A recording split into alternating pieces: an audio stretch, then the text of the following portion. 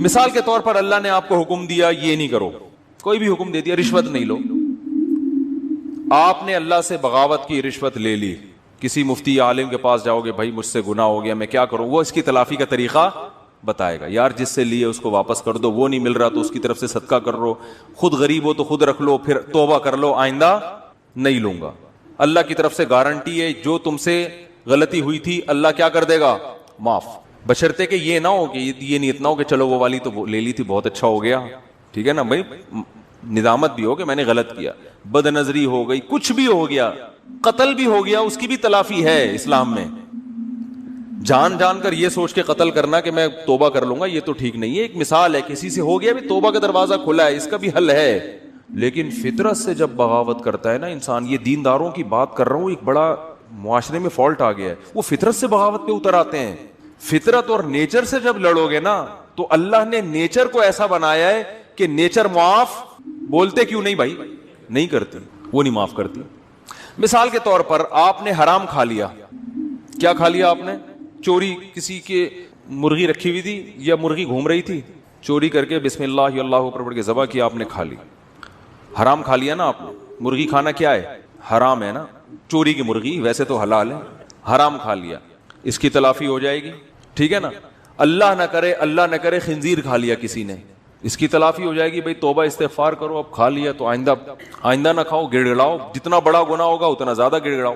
لیکن آپ نے زہر پی لیا، یہ جو زہر آپ نے پیا ہے نا، اور پیا بھی جان کے نہیں ہے، آپ سمجھے کہ اس بوتل میں زمزم رکھا ہوا ہے، حالانکہ کیا رکھا ہوا تھا، زہر۔ پہلا گناہ جان کر کیا، توبہ سے تلافی ہوگی، دوسرا گناہ بھی نہیں ہے، کیا بھی بھولے سے، غلطی سے، لیکن وہ زہر ہے، اس کی تلافی نہیں ہوگی، کیونکہ اللہ کی نافرمانی نہیں ہے، یہ کس کی بغاوت ہو رہی ہے، فطرت کی۔ فطرت تو یہ بھی نہیں دیکھتی کہ تو جان کے غلط کر رہا ہے یا غلطی سے غلط کر رہا ہے۔ اب جب زہر آنتوں میں اترے گا، جتنی مرضی توبہ کر لو، اے اللہ آئندہ میں جب بھی بوتل کا ڈھکن کھولوں گا 100 دفعہ سونگوں گا، پہلے کسی کو ٹیسٹ کراؤں گا، اس کے بعد میں پیوں گا، اس دفعہ معاف کر دے، میری آنتیں نہ گلیں، اس دفعہ معاف کر دے، آئندہ نہیں کروں گا۔ لاکھوں میں کروڑوں میں کوئی ایک معجزہ ہو جائے تو ایک الگ بات ہے، لیکن اللہ کا قانون یہ ہے کہ بھائی معاف تو میں نے کر دیا، تو نے بے احتیاطی کی، لیکن جو زہر ہے نا وہ معاف نہیں کرے گا، وہ تیری آنتوں کو گلائے گا اور تو مرے گا۔ نہیں آ رہی میرا خیال ہے بات سمجھ میں، بہت مشکل ہے۔ دیندار آدمی پتہ ہے کیا کرتا ہے، جو فطرت نے اصول، قدرت اللہ نے اصول، فطرت بھی اللہ نے بنا، زہر میں اللہ نے خاصیت رکھی نا کہ آنتوں کو گلائے گا، آگ میں جلانے کی خاصیت کس نے رکھی ہے، اللہ نے۔ آپ کا پاؤں پھسل گیا، لوگ کہہ رہے ہیں یار یہاں احتیاط سے جاؤ، نیچے آگ جل رہی ہے، پاؤں پھسل سکتا ہے، آپ نے کہا بھائی میں بڑا فنٹر ہوں، کچھ نہیں ہوتا ہے یار، میں گیا اور پھسل کے آگ میں گر گئے، یہ گناہ کیا نا آپ نے کہ احتیاط۔ اب آگ میں جیسے ہی گرے آپ نے اللہ سے معافی مانگی، اللہ مجھے معاف کر دے، میں نے بے احتیاطی کی، بے احتیاطی بھی ایک جرم ہے، اللہ فوراً کیا کر دے گا، معاف، کہ بھائی میرا بندہ توبہ کر رہا ہے، معاف، اے اللہ مجھے معاف کر کے آگ سے نکال لے اب، کیونکہ میں غلطی سے گرا ہوں، تو معاف۔ اللہ کیا کہے گا، ونس اپون اے ٹائم، ایک دفعہ ایسا ہوا تھا، ابراہیم آگ میں گئے تھے، میں نے بچا لیا تھا، بس یہ ابراہیم کے ساتھ ایسا ہوا، اور ہو سکتا ہے 2-4 اور ایسے واقعات ہو گئے ہوں۔ قانون یہ ہے کہ آپ کا گناہ تو میں نے معاف کر دیا، مگر جس غلطی کی وجہ سے آپ آگ میں سلپ ہوئے ہو، آگ کو میں نے پرمیشن نہیں دی کہ وہ تجھے معاف کر دے، اس کا کام ہے جلانا، وہ جلا کے چھوڑے گی۔ بات آ رہی ہے سمجھ میں؟ آج ہمارے ہاں بہت سے مسلمان اللہ کی تو نافرمانی کر ہی رہے ہیں، لیکن ساتھ ساتھ فطرت سے بھی لڑ رہے ہیں۔ دیکھو انگریز کوشش کرتا ہے نیچر سے نہ لڑے، کیا مطلب، کامیابی کے جو دنیاوی اسباب ہے نا وہ اختیار کرتا ہے، وہ تبھی کامیابی جو دنیا کے لحاظ سے جس کو وہ کامیابی سمجھتے ہیں وہ کامیاب ہوتے چلے جا رہے ہیں، کیونکہ اللہ کا قانون ہے کہ بھئی کوئی کافر بھی اگر اسباب اختیار کرے گا نا، جس چیز کا جو سبب میں نے رکھا ہے۔ دیکھو اس کی ایک مثال دیتا ہوں، آپ بے احتیاطی کر رہے ہو، آپ بھی آگ میں گر گئے اور کافر بھی گر گیا بے احتیاطی سے، تو آگ یہ نہیں دیکھے گی کہ یہ چونکہ کلمہ پڑھنے والے، اس کو بچا لو، وہ کافر ہے اس کو کیا کر دو، جلا لو، یہ آگ یہ نہیں دیکھے گی۔ اسی طرح آپ مسلمان تھے، آپ نے بے احتیاطی کی اور کافر نے اس راستے کو اختیار نہیں کیا، تو اب آگ یہ نہیں دیکھے گی کہ وہ کافر ہے تو احتیاط کر رہا ہے پھر بھی جلاؤ اس کو، نہ نہ نہ نہ، بلکہ آگ اس تک نہیں پہنچے گی، آگ وہ بچ جائے گا۔ دنیا کی آگ کی بات کر رہا ہوں۔ تو دنیا میں اللہ تعالی نے کامیابی اور ناکامی کو کس کے ساتھ جوڑ دیا ہے، اسباب کے ساتھ۔ جو جس چیز کا سبب ہے نا وہاں تک پہنچنے کے لیے وہ سبب آپ کو اختیار کرنا پڑے گا.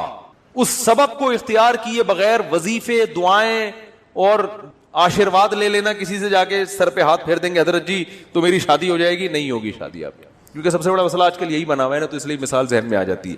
آج ایک صاحب آئے میرے پاس ملنے کے لیے, مفتی صاحب میں 40 سال کا ہو گیا, میری شادی نہیں ہو رہی. میں نے کہا کیوں نہیں ہو رہی؟ کہہ رہے ہیں یار میں پتہ نہیں, میرا مائنڈ ہی اس کے لیے تیار نہیں ہوتا, تو میرے لیے دعا کر دیں کہ میری شادی ہو جائے. میں نے کہا تو کر ہی نہیں رہی, کر ہی نہیں رہا, تو میں یہ دعا کر دیتا ہوں آپ کا مائنڈ بن جائے. تو میں نے کہا بنانے کی کوشش کرو گے تو بنے گا نا. تو بہت بڑا مسئلہ ہمارے ساتھ یہ ہے کہ صحت کے معاملے میں بھی, پڑھائی کے معاملے میں بھی, اور بزنس کے معاملات میں بھی, دین کے معاملات میں بھی. دین میں بھی تو یہ ہے نا کہ جنت کے اسباب اختیار کرو گے تو کہاں جاؤ گے؟ جنت میں. تو اس میں بھی جنت کے اسباب بھی اختیار کرنے کے لیے تیار بولو نہیں ہے.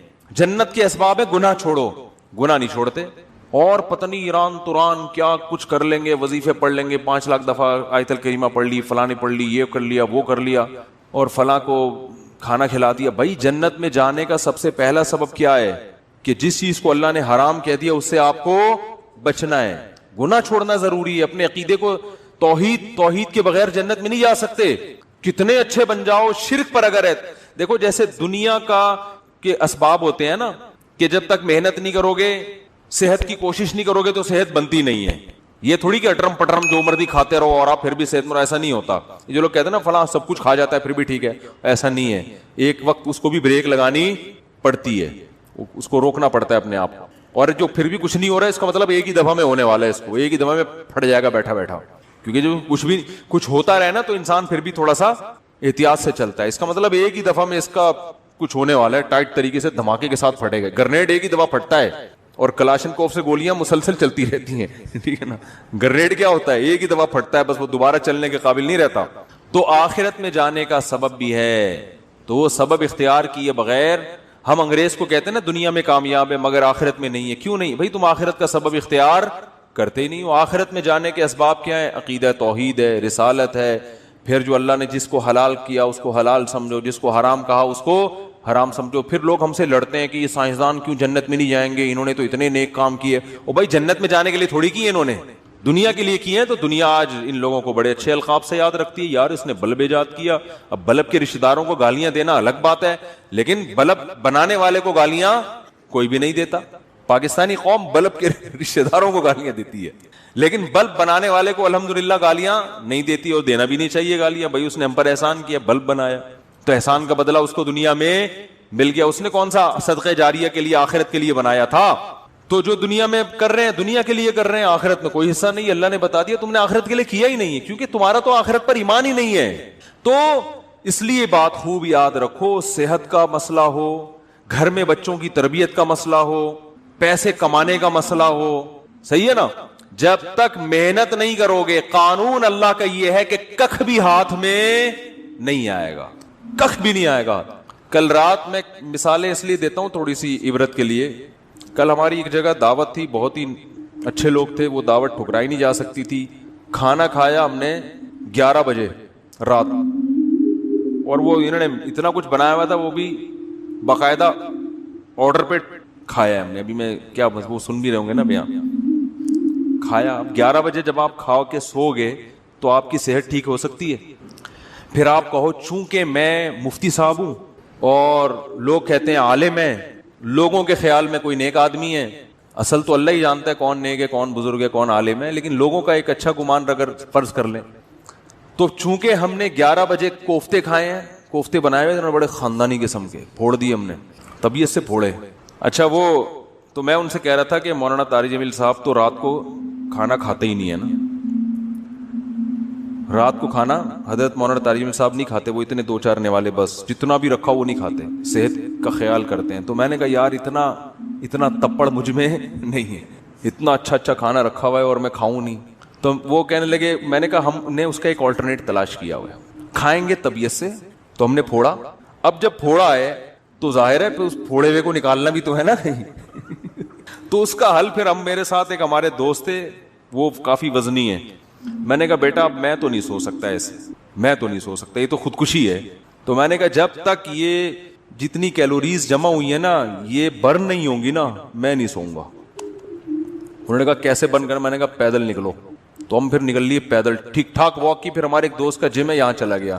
پھر وہ جو مشین ہوتی ہے نا بھاگنے والی اس پہ بھاگا. میں نے دیکھا میں نے اس سے پوچھا یار آدھا کلو کڑھائی میں کتنی کیلوریز؟ میں نے آدھا کلو کڑھائی نہیں کھائی لیکن اس سے ویسے ہی پوچھا ہے کتنی کیلوریز ہوتی ہیں. اس نے کہا کہ پتہ نہیں 100 ہوتی ہیں. تو میں نے کہا جب تک 100 یہاں وہ مشین میں لکھا ہوا تھا نا اتنا اس پہ میں چلا ہوں اور تیز تیز واک کی ہے کہ جب وہ آئے نا کہ 100 کیلوریز آپ کی برن ہو گئی ہیں پھر ہم مشین سے اترے. ہم نے کہا اب ہمارے لیے سونا کیا ہو گیا ہے؟ بولو نا بھائی, حلال. یہ اتنے نیک ہم بھی نہیں ہیں کہ اتنا صحت کا خیال رکھیں. ونس اپون اے ٹائم ایک واقعہ اچھا آ گیا, ہم نے کہا پارسل کر دو. یہ کرنا پڑے گا آپ کے باپ کو بھی, ورنہ توند نکلے گی, ورنہ عجیب سے ہو جاؤ گے. زندگی ایسی بہاریں اور خوشیاں کیا ہو جائیں گی, ختم. وہ کڑھائیاں جو آپ کھا رہے, کوفتے جو کھا رہے ہو نا, آہستہ آہستہ جا کے مختلف جگہوں پہ سے نکلنا شروع ہوں گے. کبھی کوفتہ یہاں سے نکلے گا, ڈاکٹر کہیں گے ان کی رسولی نکل آئی. وہ رسولی نہیں ہے, وہ جو کوفتے آپ نے کھائے ہیں نا ان میں صرف ایک کوفتہ نکلا ہے ابھی تو باقی کیا ہے, باقی ہے. تو مختلف, ابھی تو تھوڑے دنوں میں آپ خود کوفتہ بن جاؤ گے. اور پھر کیا کرتے ہیں, صحت ٹھیک نہیں ہے, گھٹنوں میں درد, یورک ایسڈ بڑھا ہوا ہے, یہ ہوا ہوا ہے. پھر آتے ہیں کہ جی وہ مفتی صاحب کوئی وظیفہ بتا دیں کہ فلانے بزرگ کے پاس چلے جاؤں. پھر وہ فلانے آستانے پہ ایک بڑے اولیاء اللہ بیٹھتے ہیں. آدمی ہے کہ لیکن اولیاء اللہ, اولیاء تو ولی کی جمع ہے بھائی. ولی اللہ ہوتا ہے اس کو لوگ کیا کہتے ہیں, اولیاء اللہ بیٹھتے ہیں. اولیاء اللہ تو بہت سارے ہول سیل کے حساب سے کہہ رہے ہیں. وہ فلانے آستانے میں ایک اولیاء اللہ بیٹھتے ہیں, وہ ایسا دم کرتے ہیں بھائی, ان کے پاس جاؤ ایسا تعویذ ہے. ابے تو کھا کیا رہا ہے, تو کمبخت, تو تعویذوں میں نہائے گا بھی نا کک بھی نہیں ہوگا. اللہ کا قانون ہے بھائی, قانون ہے کہ جتنا کھا رہے ہو نا اس کا وہ یوٹیلائز ہوگی تو صحیح رہے گی. نہیں ہو رہا تو پھٹ جاؤ گے دھماکے کے ساتھ. بچوں میں تو چلو گروتھ ہو رہی ہوتی ہے نا, اب 40 سال میں گروتھ تھوڑی ہوگی آپ کی. اب تو فیٹ بڑھے گا, اب تو پھوڑے نکلیں گے, وہ کوفتے نکلیں گے مختلف جگہوں سے آپ کے, کولیسٹرول بڑھے گا 10. پھر بھی اگر مر جائے آدمی تو پھر اللہ نے مار دیا. اونٹ پہ بیٹھے ہوئے آدمی کو بھی کتا کاٹ لیتا ہے جب انسان کی لکھی بھی ہوتی ہے. لیکن پھر اس بیماری پر گناہ نہیں ملتا بلکہ درجات بلند ہوتے. ہمارے نبی صلی اللہ علیہ وسلم بھی بیمار ہوا کرتے تھے, بخار آیا کرتا تھا, اور آپ فرماتے تھے بخار مومن کے حق میں اللہ کی رحمت. لیکن آپ کو یہ بخار معاذ اللہ بد پرہیزی سے نہیں آتا تھا. سمجھ میں آ رہی ہے بات؟ ایک بیماری اللہ کی طرف سے ہوتی ہے, وہ آپ کی کوتاہیوں کی وجہ سے نہیں ہوتی. وہ بیماری اللہ کی رحمت ہے, اس میں گناہ معاف ہوتے ہیں. آج جو میجورٹی بیمار ہو رہی ہے وہ اللہ کی خوشی سے نہیں ہو رہی, وہ اپنی حرکتوں سے ہو رہی ہے, اور اس میں امیدیں لگا کے بیٹھے میں بہت ثواب ملے گا, میرے گردے فیل ہو گئے ہیں, مجھے بہت زیادہ کیا ملے گا, ثواب ملے گا, میرے گردے فیل ہو گئے. میں نے ایک صاحب کو کہا, میں نے کہا اپنا بی پی چیک کرا لیا کرو, آپ کے مجھے دماغ کی سیٹنگ کیا لگ رہی ہے, آؤٹ لگ رہی ہے.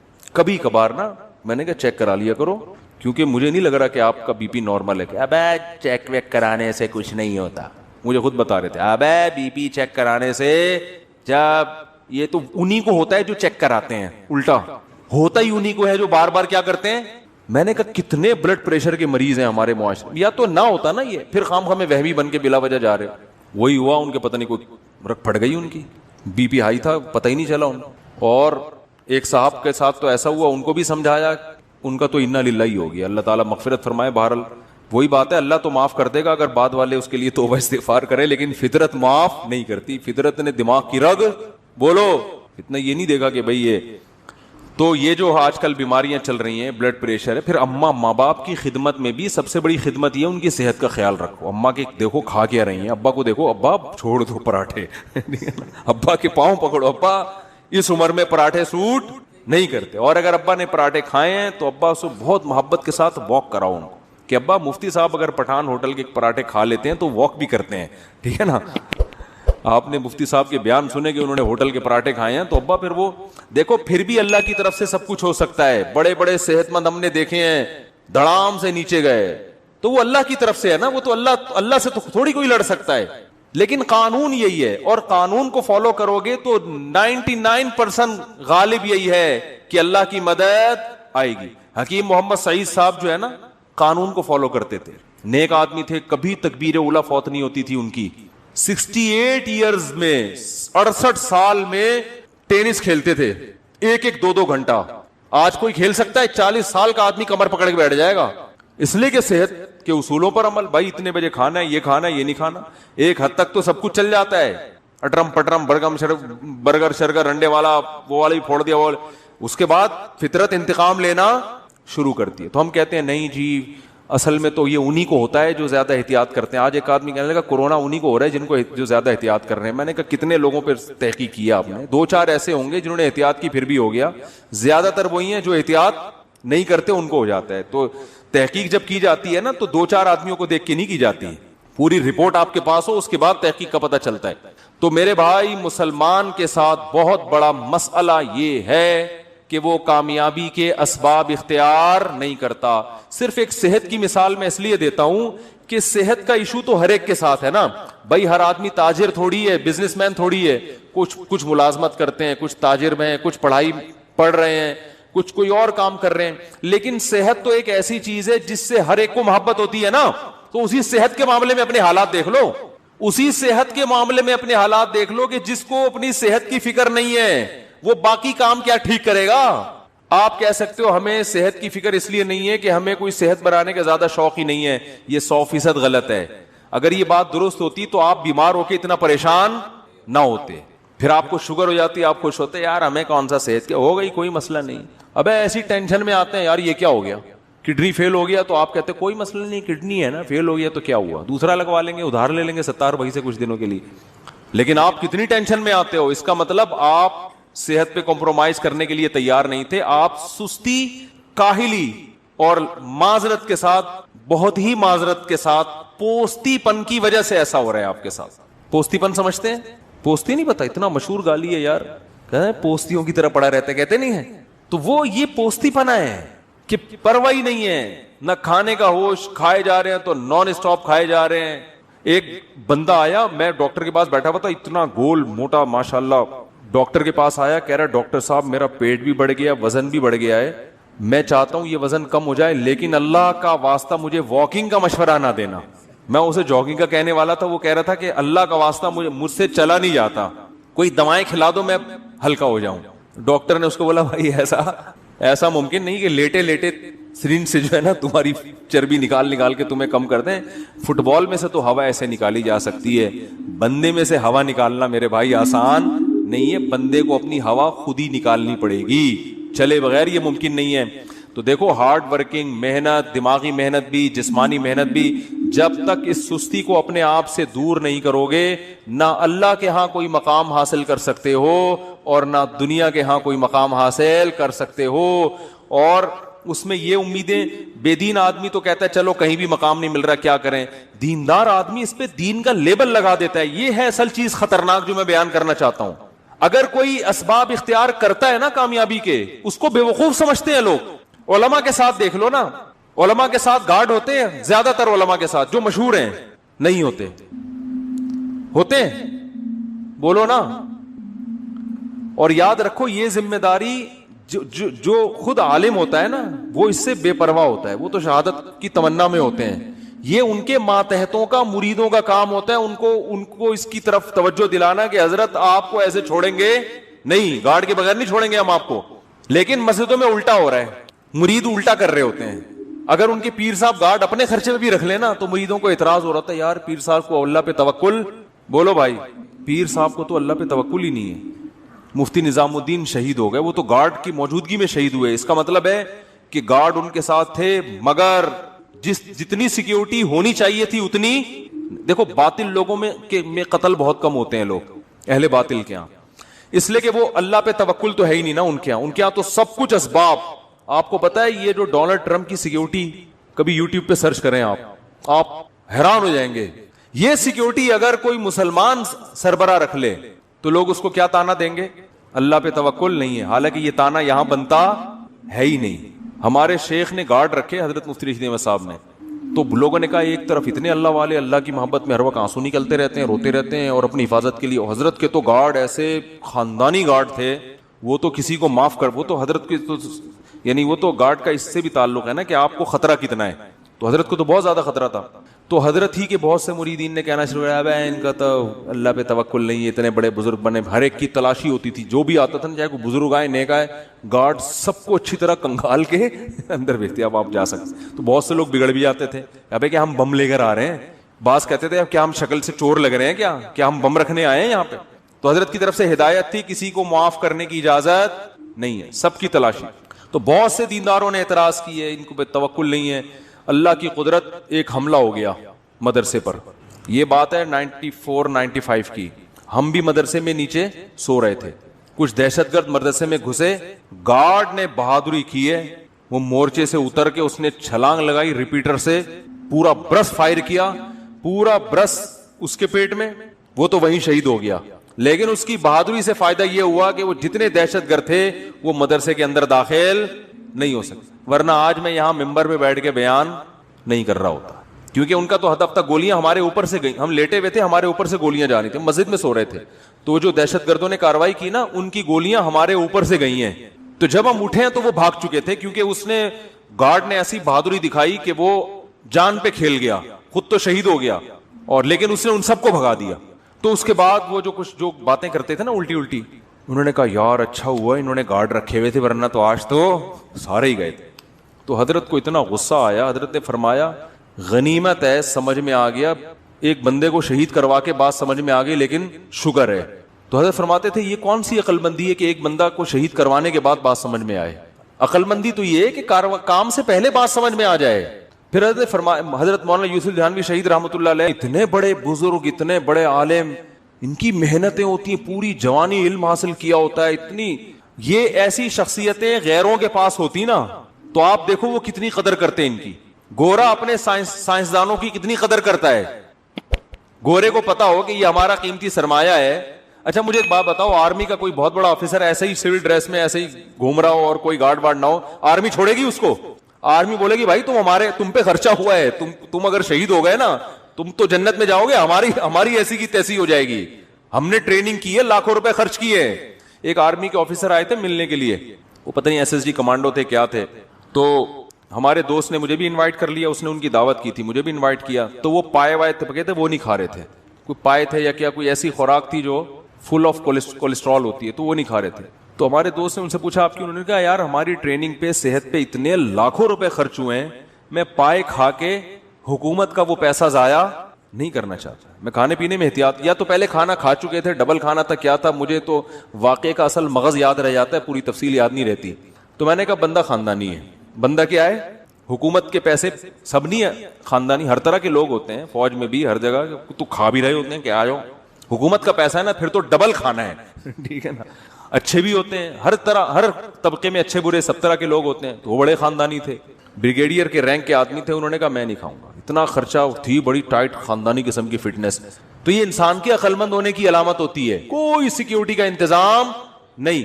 تو یہ ہمارے دینداروں میں ایک بہت بڑا فالٹ ہے, وہ اس کو توکل سمجھتے ہیں, حالانکہ یہ توکل نہیں ہے. قرآن نے کیوں کہا ادعوا لہم ما استطعتم من قوہ, قوت اختیار کرو, الا ان القوۃ الرمی, آپ نے فرمایا قوت سے مراد تیر اندازی ہے, تیر اندازی سیکھو. تو خلافت عثمانیہ جو قائم ہوئی ہے, محمد بن فاتح نے دنیا کی سب سے بڑی توپ بنوائی اپنے سائنسدانوں سے, اس کے بعد اس قلعے پہ حملہ کیا ہے. اس کو پتا تھا یہ غلیلوں سے فتح ہونے والا نہیں ہے, نہیں ٹوٹیں گی. بہت دنیا کی سب سے بڑی توپ اس وقت کی بنائی تھی اس نے کہا اس کے بعد حملہ ہوگا تو ہٹو بچوں ہوگا کام. تو یہ اسباب کے ساتھ اللہ نے دنیا کو جوڑ دیا ہے. ہاں مسلمان اسباب اختیار کرتا ہے, نظر اسباب پہ نہیں رکھتا. اسے وہ بہاری بھائی کا مقولہ ہر وقت یاد رہتا ہے کہ اگر انسان کی شامت آتی ہے تو اونٹ پہ بیٹھے ہوئے آدمی کو بھی کتا کاٹ لیتا. ہمارے ایک دوست بہاری تھے, باتیں بڑی کرتے تھے, تو وہ کہتے تھے کہ دیکھو جب انسان کی شامت آتی ہے تو اونٹ پہ بیٹھے ہوئے آدمی کو بھی کتا, حالانکہ کتے کے لیے وہاں جانا آسان کام نہیں ہے, کنوینس کا مسئلہ ہے بھائی, اس کو تو پوری رینٹ پہ گاڑی لینی پڑے گی. تو جب موت آتی ہے تو کتا کاٹ لیتا ہے. تو جب آنی ہوتی ہے میرے بھائی تو پھر تو 20 گارڈ بھی ہوں, گارڈ ہی دشمن بن کے مار دیتا ہے. جب آنی ہوتی ہے تو آپ صحت کا جتنا مرضی خیال کرو, ایک چھوٹا سا وائرس آپ کی ناک میں داخل ہو کر آپ کی ایسی کی تیسی کر دیتا ہے. ایک کینسر کے اسپیشلسٹ تھے, انہوں نے بتایا کہ بعض دفعہ ایک ایسے آدمی کو کینسر ہوتا ہے جس کے کینسر ہونے کا دور کا امکان نہیں ہوتا. میڈیکل سائنس حیران ہوتی ہے اس آدمی کو کینسر ہو کیسے گیا. تو اللہ سے تو نہیں لڑ سکتے, لیکن عام طور پہ ایسا ہوتا نہیں ہے. عام طور پر قانون یہی ہے کہ جو حفاظت کرے گا اس کی حفاظت ہوگی, جو صحت کا خیال کرے گا اس کی صحت ٹھیک رہے گی, جو پیسہ کمانے کے لیے محنت کرے گا اللہ اس کو پیسہ دے گا, جو پڑھائی پہ محنت کرے گا آگے نکلے گا. ایسے ایسے پاکستانی یا یو ایس اے یو کے میں جنہوں نے یہاں بلوچ ایک لڑکا بھی, اس کی معلومات مجھے ہوئی, میں انشاءاللہ پوری ڈیٹیل لے کے آپ کو اس کے بارے میں انشاءاللہ بتاؤں گا, کہ بلوچستان میں پیدا ہوا, اردو بھی نہیں آتی تھی, اس نے ایک عزم بنایا کہ یار میں نے یہاں تک پہنچنا ہے, اور آج امریکہ میں بیٹھا ہوا ہے. وہ امریکن گورنمنٹ اس کو بڑا پروٹوکول دے رہی ہے, اتنی ترقی کی اس نے. تو بیٹھے بیٹھے مکھنچوؤں کی طرح یہ والا وظیفہ پڑھ لو, وہ والا وظیفہ پڑھ لو, فلاں کی سر پہ ہاتھ رکھوا لو, استخارہ نکالو. استخارہ سب سے آخری حل مسلمان کے پاس کیا ہے؟ استخارہ نکالو. اگر استخارے میں یہ نکلا ہے تو اس کا مطلب تم اب A1 گریڈ سے پاس ہو جاؤ. استخارے میں یہ نکل آیا, گئے کام سے. خواب میں نیلا آ گیا, یہ ہو گیا, پیلا آ گیا, یہ ہو گیا, گلابی آ گیا, یہ ہو گیا. خوابوں کی دنیا سے ٹھیک ہے, خواب بھی نبوت کا ایک حصہ ہے, تو پہلے اپنی ذمہ داری پوری کر لو, پھر اچھا خواب آ جائے تو چلو اللہ کی طرف سے بھی تسلی مل رہی ہے. وہ ایک خاتون کا واقعہ میں سناتا ہوں نا, مجھے کہنے لگی میرے بھائی کا انتقال ہو گیا, مجھے خواب آیا کہ وہ اچھی حالت میں ہے. میں نے کہا چلے اللہ سے امید کی جا سکتی ہے. کہنے لگی بہت نیک تھا, اتنا نیک مفتی صاحب کیا بتاؤں. اچھا, میں نے کہا ماشاءاللہ. میں نے کہا نماز پڑھتے نہیں؟ نماز تو کبھی نہیں پڑھی بیچارے نے. میں نے کہا پھر تو واقعی بہت نیک تھا. اور میں نے کہا یہ خواب پہ پھر بھروسہ نہ کریں, یہ اپنا تخیل بھی ہو سکتا ہے. بعض دفعہ آپ کے ذہن میں ایک شخص نیک ہوتا ہے تو وہ خوابوں میں اچھا ہی آ رہا ہوتا ہے, جس کو جس سے نفرت ہوتی ہے نا خواب میں وہ چڑیل کی شکل میں آتا ہے. حقیقت ہے, کبھی ساس کو بہو خواب میں اچھی کنڈیشن میں نظر نہیں آئی ہوگی, اور کسی بہو کو آج تک ساس خواب میں سفید کپڑوں میں نظر نہیں آئی ہوگی. آپ تجزیہ کر کے دیکھ لیں, کوئی ایسی مارکیٹ میں بہو نہیں ملے گی جو کہے مجھے میری خواب آئی, خواب میں میری ساس آئی اور سفید لباس میں خوشبو کے عطر میں ڈوبی ہوئی. کبھی ہوتا ہے؟ خواب ساس ہمیشہ نندے, ساس جٹھانیاں. میں جب پہلے فون سنا کرتا تھا ایسے فون بہت آتے تھے, خاتون نے کہا میری جٹھانی مجھے سانپ کی شکل میں نظر آئی ہے, اس خواب کی تعبیر بتا دیں. اب بیچاری جن لوگوں کو گھریلو ماحول نہیں پتا ہوتا نا, جن علماء کو وہ تعبیریں بتاتے ہیں کہ تمہاری جٹھانی سے بچ کے رہو, مجھے پتا ہوتا ہے اس کی جٹھانی بیچاری بے قصور ہے, اس کا قصور صرف یہ ہے کہ وہ اس کی جٹھانی ہے. اس جٹھانی ہونے کی جو سزا ہے اس کو مل رہی ہے. تو میں نے کہا محترمہ جٹھانیاں خواب میں سانپوں کی شکل میں ہی آیا کرتی ہیں, ساسیں بھی, جٹھانیاں بھی, نندے بھی, یہ رشتے ہی ایسے ہیں, یہ سانپ بچھو کی طرح کیا کرتے ہیں, ڈستے ہیں. تو اس کو خواب کو اگنور کر دیں, آپ کی جٹھانی انشاءاللہ آپ کو کچھ بھی نہیں کرے گی, بے فکر رہیں آپ. وہ کہتی نہیں اس کی تعبیر, میں کہ تعبیر ہے ہی نہیں تو کہاں سے بتا دوں میں اس کی, بلا وجہ تعبیر, بلا وجہ. تو مسلمانوں کو خوابوں کی دنیا سے میرے بھائی استخاروں کی دنیا سے نکلنا پڑے گا. استخارہ جو سنت ہے وہ یہ نہیں ہے جو آپ کر رہے ہیں, وہ یہ ہے کہ کام پورا, ذمہ داری پوری کی, اسباب مکمل اختیار کیے, پھر اللہ کی مدد کو شامل کرنے کے لیے استخارہ کر لیا. اللہ جو بہتر ہے مقدر کر دے, کیونکہ ہوتا اللہ سے ہی ہے. ہمارا یہی ایمان ہے بھائی, ہماری محنتوں میں جان ڈالنے والا کون ہے؟ اللہ ہے. اور بچانے پر آئے گا تو آگ میں بھی بچا سکتا ہے, جیسے ابراہیم علیہ السلام کو بچایا اس نے. لیکن اس بیس پر ہم آگ میں چھلانگ لگانے کی ہمت نہیں کر سکتے کہ اللہ نے ابراہیم علیہ السلام کو بچا لیا تھا تو ہم بھی بچا لے گا, یا اس بیس پر ہم بے احتیاطی کریں. اب دیکھو خواتین بے احتیاطی کرتی ہیں, جو گھروں میں مچھروں کے لیے وہ رکھتی ہیں نا, کوائل جلاتی ہیں. میں نے خود ایک گھر میں آگ لگتے ہوئے دیکھی ہے. گھر کا سربراہ منع کرتا تھا کہ یہ کوائل جو ہے نا دور رکھا کرو آگ. اس نے مجھے خود بتایا واقعہ, کہہ رہے میں اپنے گھر والوں کو منع کرتا تھا کہ بھائی یہ کوائل دور رکھا کرو, اس سے آگ لگ سکتی ہے, سردیوں کا مہینہ ہے, رضائی. وہ کہہ رہے گھر والے ماں وہ بھائی اتنی دور رکھی ہوئی ہے, لحاف وہاں تک نہیں پہنچ سکتا, اس طرح کے. حالانکہ سوتے میں کچھ بھی ہو سکتا ہے, لحاف کھسک کے وہاں تک جا سکتا ہے. رسک کتنا بڑا ہے, اگر چلا گیا تو کیا ہوگا؟ نہیں جی, گھر میں آگ لگ گئی. اس سوتے ہوئے میں بچے نے کہیں لحاف اٹھا کے پھینکا ہوگا, اس کو گرمی لگ رہی ہوگی, کیا ہوگا؟ روئی میں ذرا سی آگ لگی ہے, ہوتے ہوتے ہوتے پورا کمرہ آگ سے بھر گیا. خیر بچ گئے وہ, الحمدللہ مرے نہیں, بھاگ گئے. لیکن یہ نبی صلی اللہ علیہ وسلم نے کیا فرمایا کہ رات کو چراغ گل کر کے سو, چراغ بجھا کے سو. فَإِنَّ الْفُوَيْسِقَةَ تَضْرِمُ النَّارَ عَلَىٰ أَهْلِهَا. کس قدر احتیاط ہے, صحیح حدیث ہے. یہ نہیں فرمایا کہ بھئی وہ چراغ کی وہ بتی جل رہی ہوگی تو تمہارا لحاف کھسک کے وہاں تک جا سکتا ہے, نہ نہ نہ. فرمایا اس بات کا امکان ہے کوئی چوہا نکلے رات کو اور وہ چراغ کو کیا کر دے, گرا دے, اور اس سے آئل پھیل جائے گا نا, اس میں آگ پھیل جائے گی. چوہے کا امکان کتنے فیصد ہوتا ہے گھر میں؟ 1% بھی امکان نہیں ہوتا. 0.001% ہوتا ہے. لیکن آپ صلی اللہ علیہ وسلم نے آگ سے بچنے کے لیے حکم دیا کہ رات کو آگ جلنے نہ دو, کیونکہ آپ سو رہے ہو, غفلت میں ہو, کچھ بھی ہو سکتا ہے بتائے بغیر. ارے بھائی کون آئے گا, گھر میں تالا ہے, کون بندہ آ کے آگ لگائے گا؟ فرمائے چوہا تو آ سکتا ہے نا, کسی کھڑکی سے کہیں سے بھی چوہا آیا وہ بجھا دے گا, وہ سوری گرا دے گا آگ کو. کتنے لوگ جنریٹر اسٹارٹ کرتے ہوئے مر چکے ہیں, دیکھا نہیں آپ نے؟ کتنے لوگ گیس کی وجہ سے مر چکے ہیں. کوئٹہ میں کیا ہوتا ہے, چاروں طرف سے کمرہ بند کیا, اب تو دوسرے چولہے آ گئے ہیں, تو وہ گیس کھلی رہ گئی اور صبح سب کا انا للہ, سارے مرے پڑے ہیں. بھائی آپ کو پتا ہے جب گیس کی لوڈ شیڈنگ ہو سکتی ہے تو عین ممکن ہے رات کو لوڈ شیڈنگ ہو اور چولہے میں گیس آنا بند ہو جائے اور چولہا بند ہو جائے. پھر جیسے ہی گیس آئے گی تو وہ خالی گیس نکلنا شروع ہوگی کہ نہیں ہوگی؟ لیکن یہ تسلی کر کے بیٹھے ہوئے ہیں کہ چونکہ ایک ہفتے سے رات کو گیس گئی نہیں ہے لہذا آج بھی گیس, اور تسلی سے سو جاتے ہیں. تو وہ تو ممکن, پھر تو موت کا امکان ہے.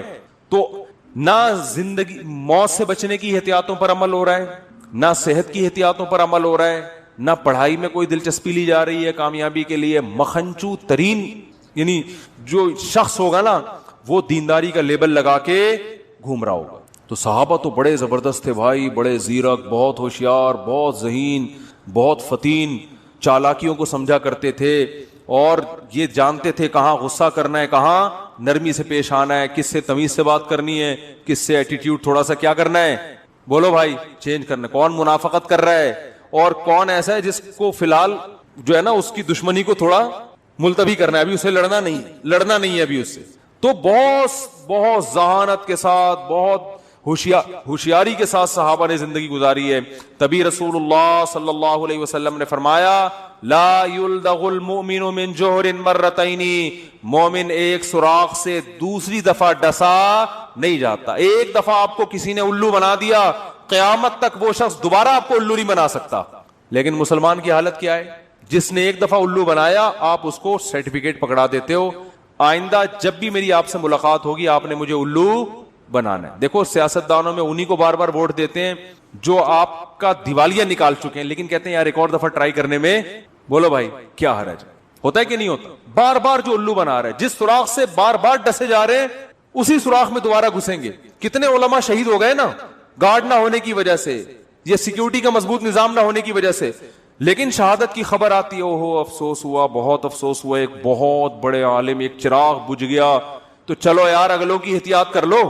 نہیں جی, موت تو ایک دن آنی ہے, لکھی بھی ہے, اپنے ٹائم پہ آنی ہے, آ گئی چلے گئے دنیا سے. اللہ تعالیٰ مرحوم کی مغفرت فرمائے اور ہم سب کی حفاظت فرمائے. بس اس کے بعد اگلے دن خبر آ جاتی ہے. کراچی میں تو کیا ہوا ہے, اللہ نے جو ہمارے ذمے کام لگایا ہے نا, وہ کام لگائے, نماز پڑھو اور دل لگانے کی کوشش کرو. بس لگے نہ لگے یہ ہمارا مسئلہ نہیں, کیونکہ لوگ چھوڑ دیتے ہیں, یار نماز میں کیا فائدہ, دل ہی نہیں لگ رہا, دماغ ادھر ادھر بٹتا ہے, تو یار ایسی نماز کا کیا فائدہ. ابے تیرے ذمے خدا نے نماز لگائی ہے, تجھے پڑھنا پڑے گی, اور نماز پڑھ, سلام پھیر, پتلی گلی سے نکل. تو فرض پورا کرنا ہے ہم نے ہر صورت میں. ان چکروں میں نہ پڑا کرو کہ دل لگ رہا ہے کہ نہیں لگ رہا, سمجھتے ہو؟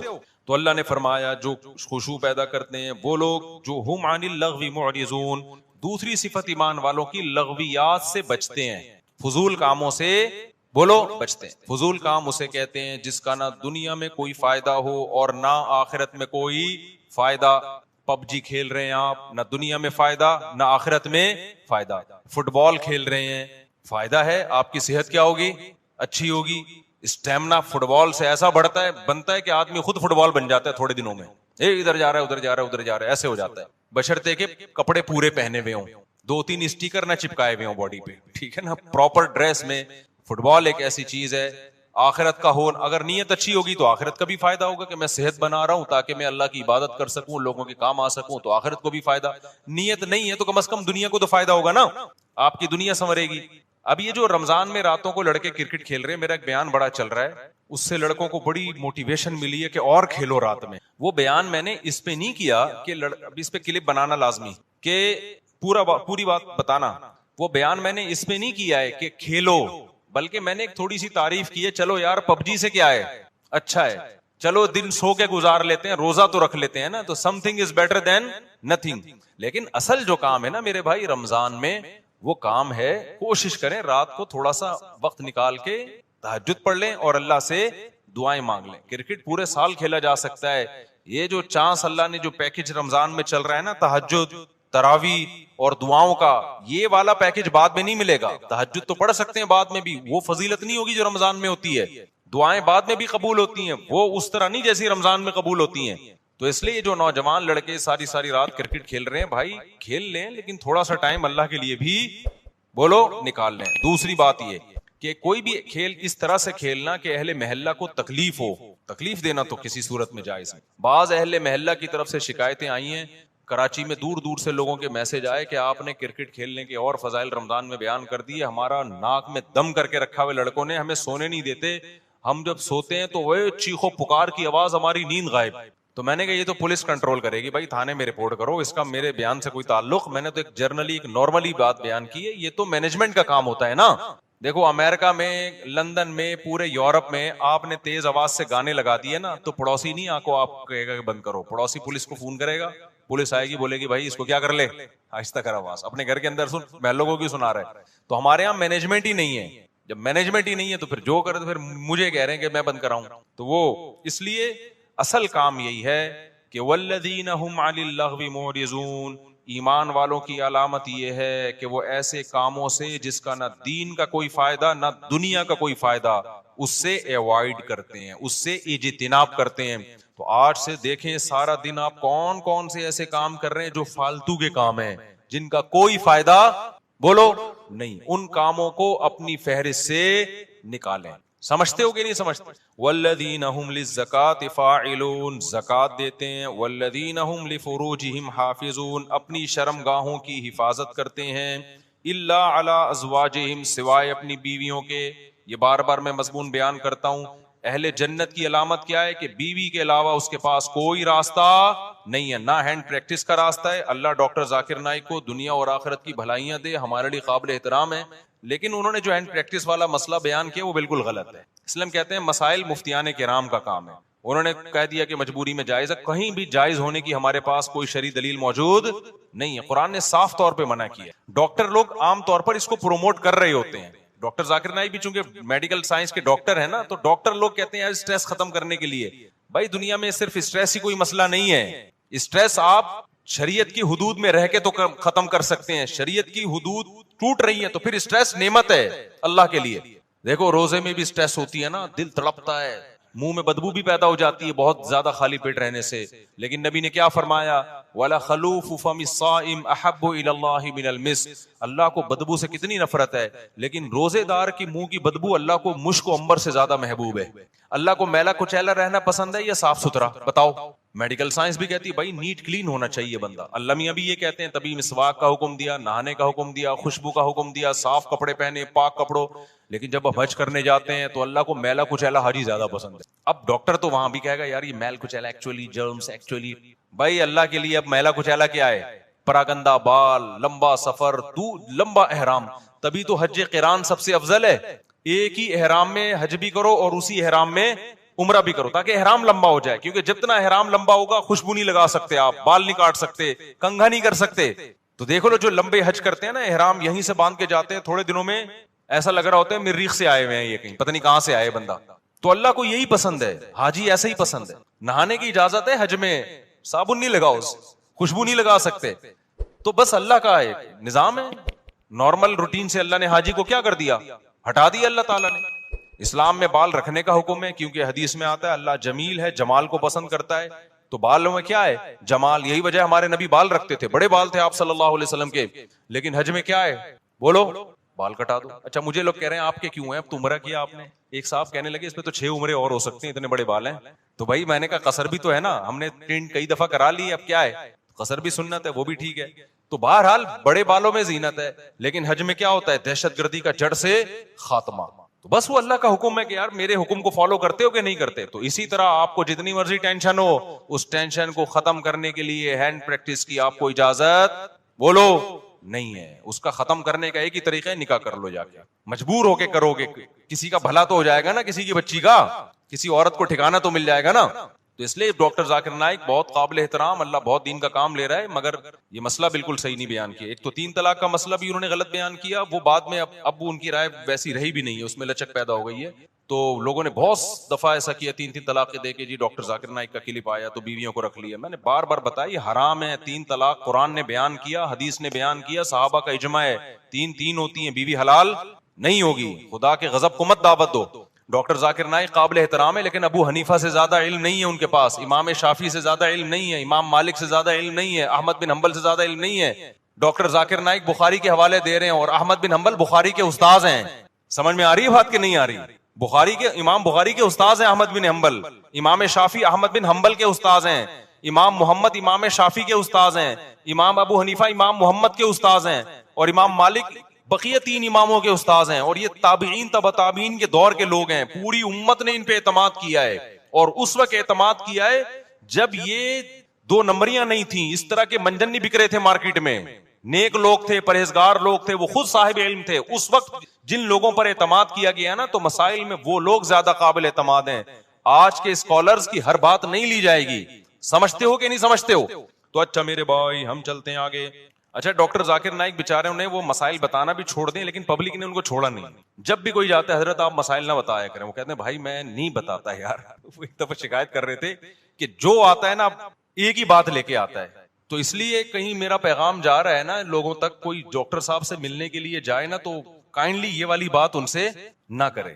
جائے تمیز سے ملاقات کرے, سلام دعا کرے, اور ان کے ادارے کے لیے کوئی تعاون کرنا ہے تو تعاون کرے, اور پتلی گلی سے آ جائے. جو جا رہا ہے کہ حضرت آپ نے وہ مسئلہ بیان کیا تو وہ مسئلہ بیان کیا, وہ کہہ رہے بھائی مجھے چھوڑ دو یار میرے حال پہ. چلو آگے میرے بھائی, جو کام وہ کر رہے ہیں اس میں ان کے ساتھ تعاون بھرپور طریقے سے کرنا چاہیے. جس غیر مسلموں کو دعوت دینا, کتنے لوگوں کو مسلمان کر لیا, اور کتنا قطر کی گورنمنٹ نے بھی بلایا نا. لوگ پہلے کہتے تھے کہ اسلام تلوار سے پھیلا ہے, اب لوگ کہیں گے اسلام فٹ بال سے پھیلا ہے. پہلے مشہور تھا کہ اسلام کس سے پھیلا ہے؟ تلوار سے. علماء نے بتایا نہیں جی اخلاق سے پھیلا ہے. اب نہ اخلاق سے پھیلا ہے نہ تلوار سے پھیلا ہے. اسلام کس سے پھیلا ہے؟ فٹ بال سے. قطر میں فٹ بال کا ٹورنامنٹ ہوا نا, پتہ نہیں کتنے لوگ مسلمان ہو گئے ڈاکٹر ذاکر نائک کے ہاتھ پہ. تو اس چیز میں ان کے ساتھ بھرپور تعاون کرنا چاہیے, اور ہر وقت جا کے طنز کرنا, تانے کرنا, یہ چیز بالکل بھی مناسب. چلو میرے بھائی ہم آگے چلتے ہیں.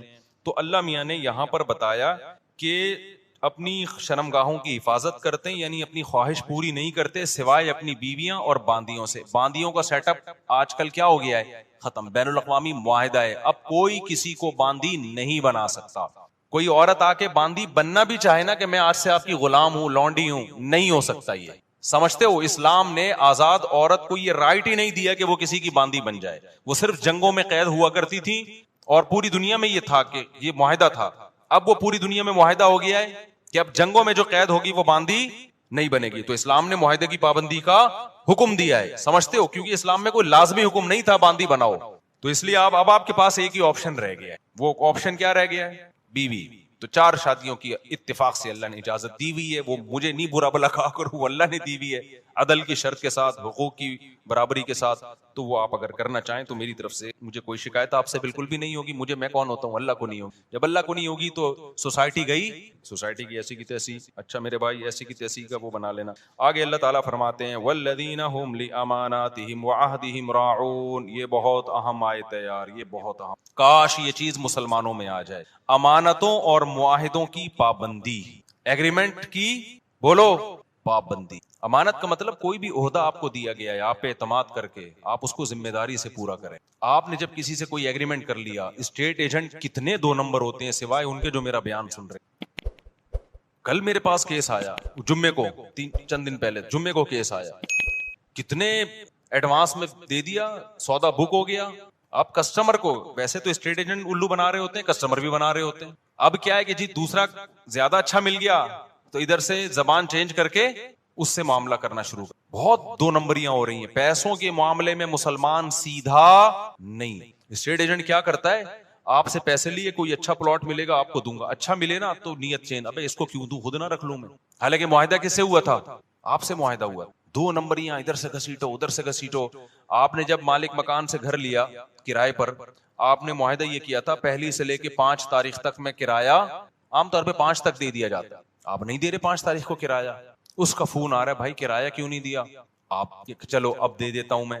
معاہدہ تو توڑ دیا نا آپ نے, معاہدہ 5 کا ہوا تھا. اب وہ کال کر کے کیوں بتا رہا ہے آپ کو؟ نہیں آئی بات. جو کام آپ کا تھا وہ کیوں, بیت الخلا جب جانا ہوتا ہے دوسرا بتا رہا ہوتا ہے, سر آپ 24 گھنٹے ہو گئے ابھی تک واش روم نہیں گئے, کائنڈلی اب آپ چلے جائیں. آپ کی ضرورت ہے نا واش روم, جب آپ کو تقاضا ہوتا ہے آپ کسی سے مشورہ لیتے ہو یا ڈاکٹر کہے گا فوراً جاتے ہو؟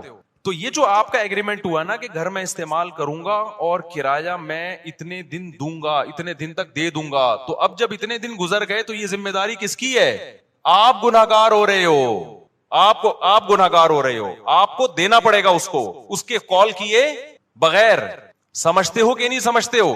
آپ کسی اسکول میں ٹیچر ہو, آپ کا ایگریمنٹ ہوا تھا کہ آپ بچوں کو پڑھاؤ گے اور تنخواہ لو گے, آپ پڑھا رہے نہیں ہو, تنخواہ پوری لے رہے ہو, یہ معاہدے کی خلاف ورزی ہے یا نہیں ہے؟ کسی سیاست دان نے ووٹ لیے اس بیس پہ کہ میں یہ کروں گا, میں یہ کروں گا, ووٹ لے کے جیت گیا, اب نہ یہ کر رہا ہے نہ وہ کر رہا ہے, پوری قوم اس میں مبتلا ہے, کوئی بھی مستثنا نہیں ہے. تو یہ بہت بڑا المیہ ہے, بہت بڑا المیہ ہے. تو معاہدوں کی پاسداری کرنی پڑے گی آپ کو, مذہب کا حکم ہے. والذین هم علی صلواتہم یحافظون, اور وہ لوگ اپنی نمازوں کی حفاظت کرتے ہیں. نماز کو اللہ نے 2 دفعہ ذکر کیا, پہلے کہا خشوع خضوع سے پڑھتے ہیں, اب کہا کیا کرتے ہیں؟ حفاظت. حفاظت کا مطلب پتہ ہے کیا ہے؟ ٹائم پہ پڑھنا, کیونکہ ٹائم گزار دیا تو ضائع کر دیا آپ نے, ٹائم گزار دیا تو کیا کر دیا؟ ضائع کر دیا. انہی آیتوں کی وجہ سے امام ابو حنیفہ سفر میں 2 نمازیں اکٹھی پڑھنے کے قائل نہیں ہیں, کیونکہ قرآن کہہ رہا ہے کہ اپنی نمازوں کی حفاظت. حفاظت کا مطلب کیا ہے؟ ایک صاحب نے کہا کہ قرآن نے کہا حفاظت کرتے ہیں, قرآن نے کہا ہر نماز کا ایک وقت مقرر ہے. قرآن میں ہے نا ان الصلاۃ کانت علی المؤمنین کتابا موقوتا, اور یہ سفر کے بارے میں نازل ہوئی ہے کہ ہر نماز کا ایک ٹائم متعین ہے. انہوں نے کہا جب قرآن میں آتا ہے ہر نماز کا ایک ٹائم متعین ہے, تو ہمیں حدیث سے پتہ چلتا ہے کہ سفر میں 2 نمازوں کا ایک ہی ٹائم ہے, حالانکہ ایسا ہے نہیں. حدیث جبریل سے پتہ چلتا ہے کہ ہر نماز کا ٹائم کیا ہے؟ ہر نماز کا ایک متعین ٹائم ہے. حدیث جبریل سے پتہ چلتا ہے ظہر یہاں تک, عصر یہاں تک, عصر سے مغرب کا ٹائم, پھر مغرب سے عشاء. حدیث جبریل مشہور حدیث ہے, اس سے پتہ چلتا ہے. اور جو سفر میں آتا ہے نا حدیث میں 2 نمازیں اکٹھی پڑھی ہیں, اکثر لوگ ہم پہ طنز کرتے ہیں کہ جب نبی نے فرمایا 2 نمازیں اکٹھی پڑھی ہیں تو آپ کیوں نہیں پڑھتے؟ بھائی بخاری مسلم کی حدیث ہے کہ نبی نے بغیر سفر کے بھی 2 نمازیں اکٹھی پڑھی ہیں, تو جو اس کا مطلب ہے وہ اس کا بھی وہی مطلب ہے, ان حدیثوں کا بھی. اور اس کا مطلب کیا ہے؟ علامہ شوکانی جو ہے غیر مقلد عالم تھے, انہوں نے لکھا ہے کہ اس کا مطلب ہے 2 نمازیں اکٹھی ایسے پڑھی ہے کہ ہر نماز اپنے وقت پہ پڑھی ہے. ایک کو مؤخر کیا ظہر کو, اور جب ظہر کا وقت ختم ہوا تو فوراً عصر پڑھ لی, یعنی عصر اپنے وقت پہ پڑھی, ظہر اپنے وقت پہ پڑھی. تو جو مطلب اس حدیث کا ہے نا جس میں آتا ہے نبی نے بغیر کسی عذر بارش کے 2 نمازیں اکٹھی پڑھی ہیں, ہم کہتے ہیں یہی سفر کا بھی یہی مطلب ہے. اس سے تمام قرآن اور تمام احادیث میں کیا ہو جاتا ہے؟ تطبیق ہو جاتی ہے آرام سے, سوائے حج کے. حج تو خلاف قیاس ہے. تو یہ جو آج کل اتنا زیادہ رواج ہو گیا ہے نبی کے, بھائی جاؤ, جب بھی لوگ جاتے ہیں سفر میں, بعض تو گھر میں ہی پڑھ لیتے ہیں اکٹھی, تو کوئی کسی فقہ کو فالو کر رہا ہے, ہمیں اس پہ اعتراض نہیں ہے. لیکن آپ یہ کہنا کہ ہمیں قرآن و حدیث کا پتہ ہے اور احناف کو قرآن و حدیث کا نہیں پتا, یہ آپ کبھی بیٹھو تو ہم بتائیں کہ اللہ کا شکر ہے ہمیں جتنا پتا ہے شاید آپ سے زیادہ ہی پتا ہو, آپ سے کم پتا نہیں ہے. تو یہ آخری بات, یہ چونکہ موضوع چل گیا ہے تو بس 1 منٹ میں اس بحث کو سمیٹتا ہوں. دیکھو قرآن مجید متواتر ہے, اس کا ایک ایک لفظ من جانب اللہ ہے, اس میں ایک حرف میں بھی تحریف نہیں ہوئی ہے. قرآن جگہ جگہ کہتا ہے ایمان والے اپنی نمازوں کی حفاظت کرتے ہیں, جگہ جگہ کہتا ہے, بار بار کہتا ہے. اور حدیث جبریل سے پتہ چلتا ہے کہ ہر نماز کا ایک ٹائم متعین ہے, اس میں سفر اور حضر میں نبی نے کوئی فرق نہیں بیان کیا. تو ہم یہ کہتے ہیں کہ جو متواتر ہے نا اس کے خلاف جب کوئی اتنی مضبوط دلیل ہوگی جو اسی جیسی ہوگی تو پھر تو مانی جائے گی, نہیں ہوگی تو اس میں تعویل کی جائے گی. تو قرآن کے مقابلے میں جو احادیث ہیں جن میں آتا ہے کہ 2 نمازیں اکٹھی پڑھی جائیں, ان کے بارے میں خوب سمجھ لو. یا تو وہ واضح نہیں ہے کہ اکٹھی کا مطلب کیا ہے, قضا کر کے پڑھی ہے یا قضا کیے بغیر پڑھی ہے, وہ واضح نہیں ہے. بلکہ صحیح حدیث سے پتہ چلتا ہے کہ اس طرح پڑھی ہے کہ ظہر کو عصر کے قریب اور عصر کو مقدم, یہ صحیح حدیث سے ہی پتہ چلتا ہے. میں انشاءاللہ اس پہ پورے حوالوں کے ساتھ ایک کلپ ریکارڈ کرواؤں گا, ابھی تو میں اس بیان کے لیے بیٹھا نہیں ہوں یہاں پہ. تو وہ احادیث جن میں آتا ہے 2 نمازیں اکٹھی پڑھی ہیں وہ واضح نہیں ہے, اور جو واضح ہیں وہ صحیح نہیں ہے, ان کی سند پہ کلام ہے. بات آ رہی ہے سمجھ میں؟ کوئی ایک ایسی حدیث نہیں ہے جس میں آتا ہو کہ نبی نے ظہر کو باقاعدہ قضا کر کے عصر کے وقت میں پڑھا ہے. اتنی واضح حدیث ہو اور بے غبار سند بھی ہو اس کی, ایسی کوئی حدیث نہیں. اگر حدیث بے واضح ہے تو سند بے غبار نہیں ہے, اور اگر سند صحیح ہے تو حدیث کا مفہوم واضح نہیں ہے. اور ویسے بھی کامن سینس کی بات ہے کہ اللہ تعالیٰ نے جو سفر میں 4 کی 2 کی ہیں وہ 2 اسی لیے تو کی ہیں کہ ٹائم پہ ہو جائیں. آپ کے پاس یہ عذر نہ ہو کہ جی مجھے ٹائم نہیں ملا, وہ ٹائم بچانے کے لیے تو ہیں. جب آپ کو کوئی سہولت دی جاتی ہے اس لیے دی جاتی ہے نا کہ کام ہو جائے, اس لیے تھوڑی دی جاتی ہے کہ اس کو ڈیلے کر دیں آپ.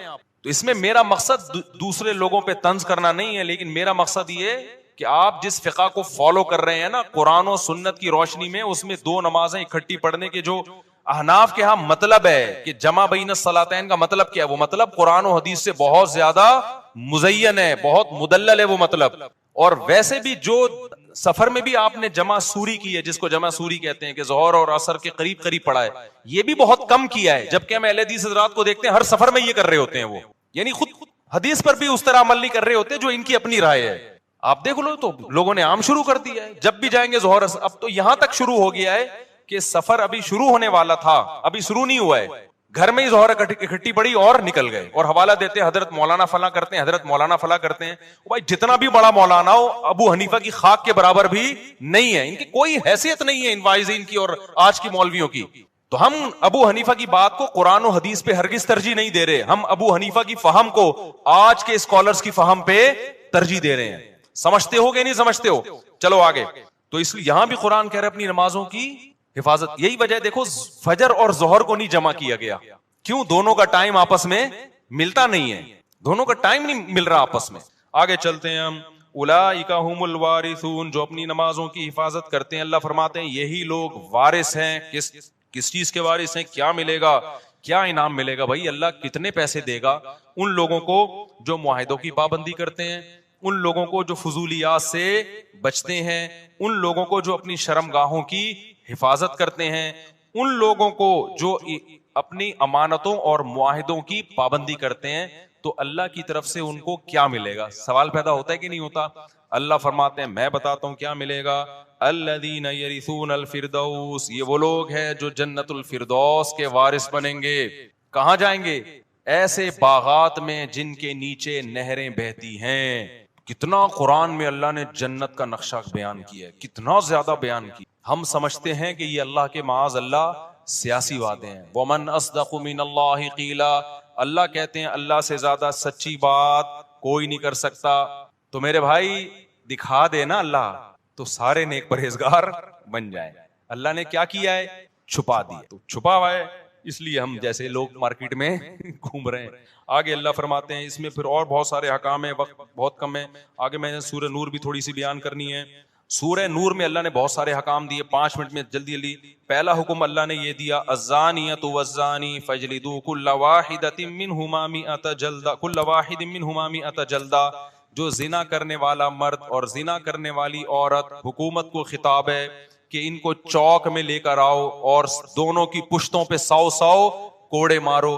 اے اللہ چھپڑ میں بند کمرے میں نا ولیشہد عذابہما طائفۃ من المؤمنین, پوری ایک مسلمانوں کی پبلک دیکھ رہی ہو ان کم بختوں کو. آج لڑکا فخر سے بتا رہا ہوتا ہے میری گرل فرینڈ ہے, اور آج کے دور میں گرل فرینڈ کا مطلب کیا ہے؟ یہ بھی بدکار, منہ کالا کرنے والی, اور میں بھی اس کے ساتھ منہ کالا کرنے والا بدکار. اتنا گندا غلیظ جرم, اور دوستوں کو فخر سے بتا رہا ہوتا ہے کہ میری گرل فرینڈ ہے. جب بھی کوئی آپ کے سامنے دیکھو نہی علی المنکر اپنی استطاعت کے بقدر فرض ہے. میں یہ نہیں کہہ رہا جو زنا کر رہے ہیں آپ کوڑے مارنا شروع کر دو, اس کی آپ کو اتھارٹی نہیں ہے, لیکن اتنا آپ کا فرض بنتا ہے جب کوئی دوست بتایا کرے نا میری گرل فرینڈ ہے, بول کام تو بھنگیوں اور چماروں والے کر رہا ہے. شکل سے شریف لگتا ہے, کام کیا کر رہا ہے؟ بھنگیوں اور چمارے والے. اور تھوڑے دن میں تیری شکل بھی بھنگیوں اور چماروں جیسی ہونے والی ہے. سمجھتے ہو کہ نہیں سمجھتے؟ بہت گندا غلیظ عمل ہے. قرآن کیا کہہ رہے ہیں؟ ان دونوں کو کھڑا کر کے کیا کرو؟ بے غیرتوں کو 100 کوڑے مارو چوک پہ. یہ غیر مسلموں کا کام ہے بھائی, مسلمانوں کے نہیں ہے. یہ بولو یار تیری بھابھی کا فون آیا ہے, میری وائف کا فون آیا ہے, مجھے اپنی بیوی سے, جب مجھے بتاتا ہے نا مجھے اپنی بیوی سے محبت ہے, اللہ کی قسم خوشی ہوتی ہے. خاندانی آدمی ہے, دعوت پہ جاتا ہے اپنی بیوی کو لے کے, خدا کی قسم خوشی ہوتی ہے. بندہ کیا ہے؟ خاندانی ہے, عزت دار آدمی یہی کرتا ہے نا. تو یہ گرل فرینڈ بوائے فرینڈ بھنگی اور چماروں کے کام ہے. اللہ کو اتنا غضب ہے. اور یہ تو اللہ نے غیر شادی شدہ کے بارے میں کہا. شادی شدہ کے بارے میں حدیث متواتر ہے کہ ان کو تو زمین میں گاڑ کے کیا کیا ہے نبی نے؟ پتھر مارے. حالانکہ نبی سے زیادہ رحم دل کوئی بھی نہیں ہے. اتنا غضب, اللہ کا حکم. نبی بھی رحم دل ہیں, نبی تو نہیں چاہتے تھے اس طرح کریں, لیکن حکم کس کا ہے بھئی؟ اللہ کا. اب میرے پاس آپشن نہیں ہے. زمین میں گاڑ کے پتھر مارے گئے, پتھروں سے زندہ. ایسا نہیں ہوتا کہ زانی مرد اور زانی عورت کو بے ہوشی کا انجیکشن لگا کے رجم کیا جائے گا, نا نا نا نا. جو شادی شدہ یہ زنا کر رہا ہے اس کو تو اس طرح سے مارنے کا حکم ہے. اتنا غلیظ, اتنا پلید عمل ہے یہ اسلام کی نظر میں. تو جو غیر مسلم کر رہے ہیں, انگریز کر رہے ہیں, وہ نہیں مانتے آخرت کو, ان کو کرنے دو, یا فیس بک پہ دینا شروع کر دو بھنگی چمار. میں آپ لوگ کے لیے, جو آپ میں سے یہ کر رہا ہے اس کے لیے لفظ استعمال کر رہا ہوں. تو اس لیے اگر کسی سے یہ جرم ہو گیا ہے بھائی, پہلی فرصت میں کیا کرے, وہ توبہ کرے, یہ اس کے قریب بھی نہیں جانا اس گندے عمل کے. تو آگے اللہ تعالیٰ فرماتے ہیں کہ جو اپنی بیویوں پہ تہمت لگاتے ہیں ان کے لیے بھی اللہ نے, کچھ لوگ شکی مزاج ہوتے ہیں, بلا وجہ عورت پہ تہمت لگا رہے ہوتے ہیں, اس کے لیے پورا لعان کی آیتیں نازل ہوئی. وقت کم ہے, پھر کبھی ڈیٹیل بتائیں گے. پھر حضرت عائشہ رضی اللہ تعالی عنہا پر منافقین نے جھوٹی تہمت لگائی تھی. اللہ نے امی عائشہ کی پاک دامنی آسمان سے نازل کی کہ یہ پاک دامن ہے. اسی وجہ سے جو حضرت عائشہ رضی اللہ تعالی عنہا, دیکھو حضرت عائشہ کا ایسا مقام ہے, صحابی نے پوچھا یا رسول اللہ سب سے زیادہ محبوب آپ کو کون ہے؟ آپ نے فرمایا عائشہ. کیا فرمایا؟ حالانکہ ان صحابی کا مقصد تھا مردوں میں, ان کا مقصد کیا تھا؟ مردوں. لیکن نبی کو ایک دم ذہن کس کی طرف گیا؟